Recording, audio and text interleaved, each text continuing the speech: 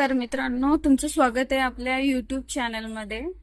आपण बालमानसशास्त्र आणि अध्यापनशास्त्र या विषयाची टीईटीची तयारी करत आहोत। या अगोदर आपल्या युट्यूब चॅनलवरती मी 150 प्रश्न बालमानसशास्त्राचे खूप महत्त्वाचे प्रश्न टाकलेले आहेत, ते तुम्ही चेकआउट करा। आणि बघा, आज आपण घेणार आहोत 2018चा पेपर महा टीईटीचा PYQs, जे मागे झालेले क्वेश्चन पेपर आहेत ते आपण आपल्या युट्यूबवर सगळेच टाकलेले आहेत। या अगोदर मी पेपर 1चा 2018चे टाकले, 2020चे टाकलेत, 21चे टाकलेत, 22चे टाकलेत आणि 23चेही टाकलेले आहेत, तुम्ही चेकआउट करा। आणि बघा, आता 2018चा पेपर 2 म्हणजे लास्ट इयरला 2018चे वेळेस पेपर 2चा बालमानसशास्त्र आणि अध्यापनशास्त्राचा पेपर कसा आलेला तो बघूयात आपण। चला सुरू करूया। ओके, नेक्स्ट क्वेश्चन मध्ये बघा की इसवी सन 1957 मध्ये मुलागामित्व, ओघवतेपणा, लवचिकता व उत्पादकता हे निर्णायकतेचे घटक संशोधन करून पुढीलपैकी कोणत्या मानसशास्त्रज्ञाने मांडले? तर हे मांडलेले आहे गिलफोर्ड यांनी। ओके, नेक्स्ट क्वेश्चन बघा, पहिल्या प्रश्नपत्रिकेमध्ये जेव्हा बघसाल ना तुम्ही मित्रांनो, हे अशा जोड्या लावा, मानसशास्त्रज्ञ आणि त्यांच्या व्याख्या, ह्या खूप आलेले असे प्रश्न। आणि सध्याचा ट्रेंड कसा चालू आहे पेपरचा, की सध्या मोठमोठे क्वेश्चन्स येत आहेत आणि उपयोजनात्मक। बघा, जसं इयर्स वाढतात तसं तसा पेपर पॅटर्न मध्ये थोडाफार चेंज होतो, तर हेही आपल्याला महत्वाचे आहेतच व्याख्या आणि मानसशास्त्रज्ञ, पण आता सध्या जास्त उपयोजनात्मक क्वेश्चन्सवर जास्त भर दिलेला आहे। टीईटी घ्या किंवा सीटीईटी घ्या, त्यामुळे उपपत्त्या महत्वाच्या आहेत, प्रतिमाने महत्वाच्या आहेत, मानसशास्त्रज्ञ महत्वाचे आहेत आणि त्याचबरोबर उपयोजनात्मक प्रश्नांची तयारी करणे ही खूप महत्वाची आहे। ओके, तर चला नेक्स्ट क्वेश्चन पाहूया। मानसशास्त्रज्ञांच्या व्याख्या दिलेल्या आहेत आणि मानसशास्त्र आपल्याला जोड्या लावायच्या आहेत। बघा, आता मी डायरेक्ट तुम्हाला व्याख्या सांगते आणि त्याचे करेक्ट आन्सर सांगते। नॉर्मन मन यांनी काय म्हटलेलं आहे?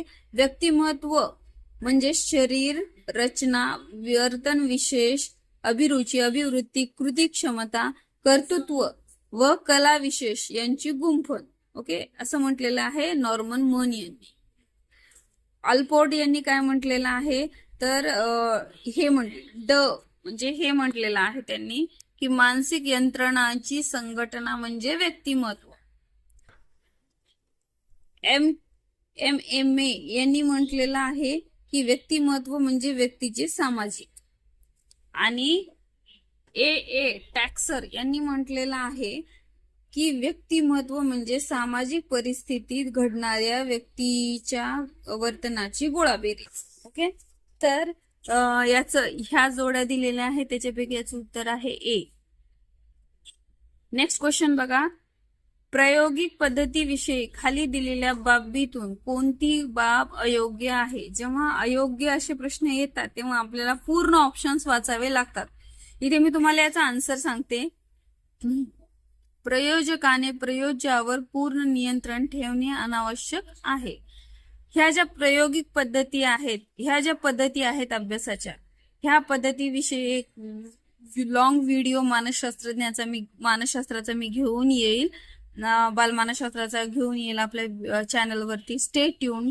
ओके, नेक्स्ट व्हिडिओ बघा, अध्ययन क्रियेतील प्रगतीस खालीलपैकी कोणते विधान सहाय्यभूत ठरत नाही? कोणते विधान सहाय्यभूत ठरत नाही विचारलेलं आहे।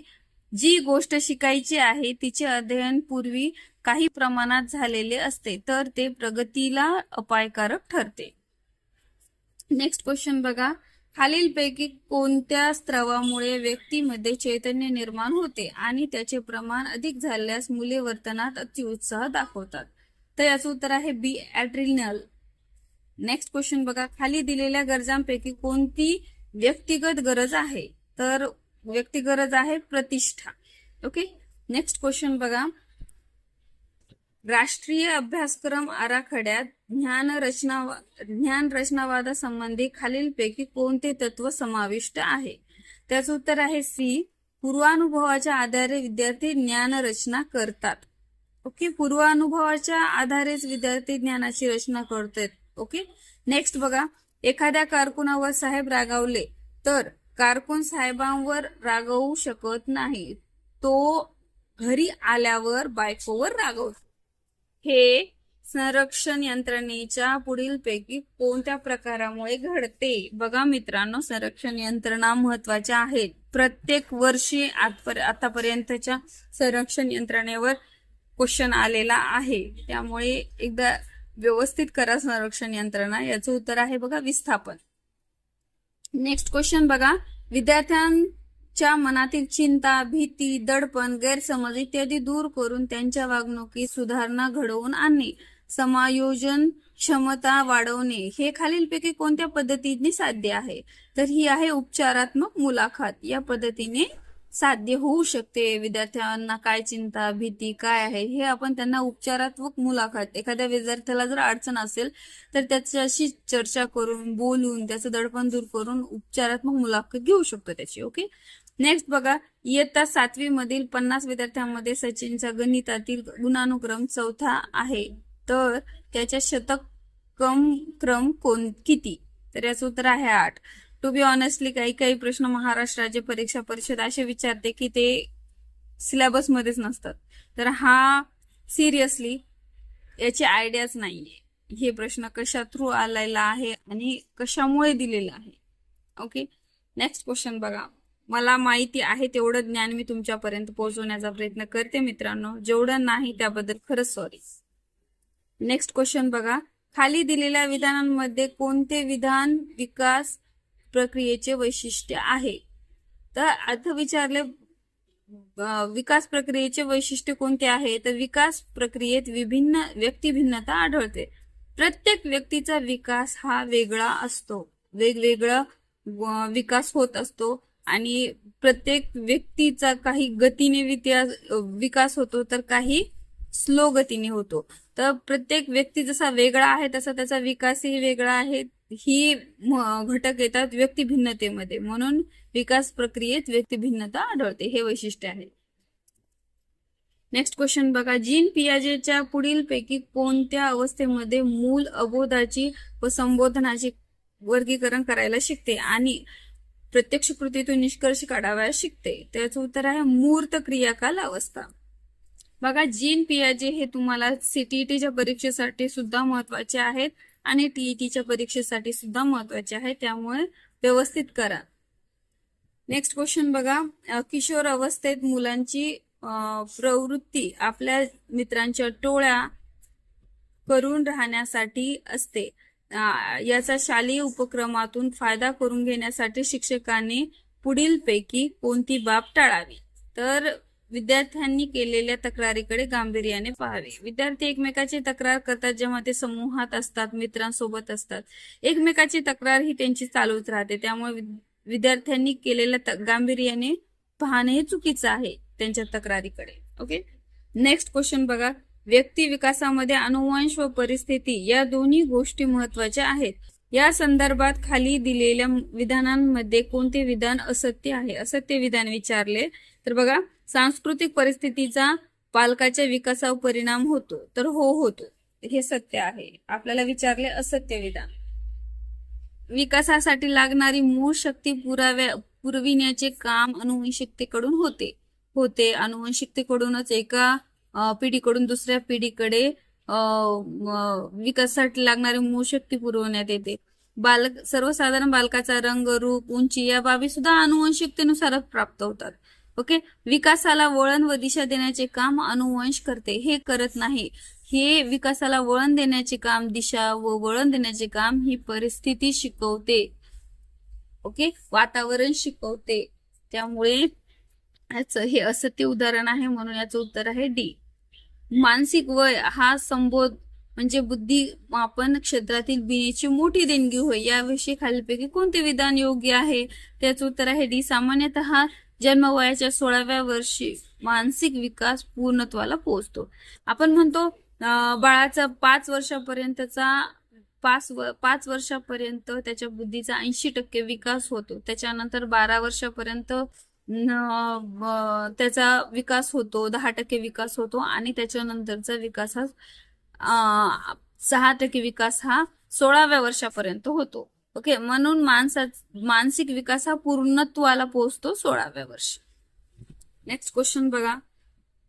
थॉर्नडाईक यांनी बुद्धिविषयक उपपत्ती मांडताना स्पियरमन यांच्या उपपत्तीवर आक्षेप केलेल्या मतांमधील खालीलपैकी कोणते विधान असत्य आहे? कोणते विधान असत्य आहे?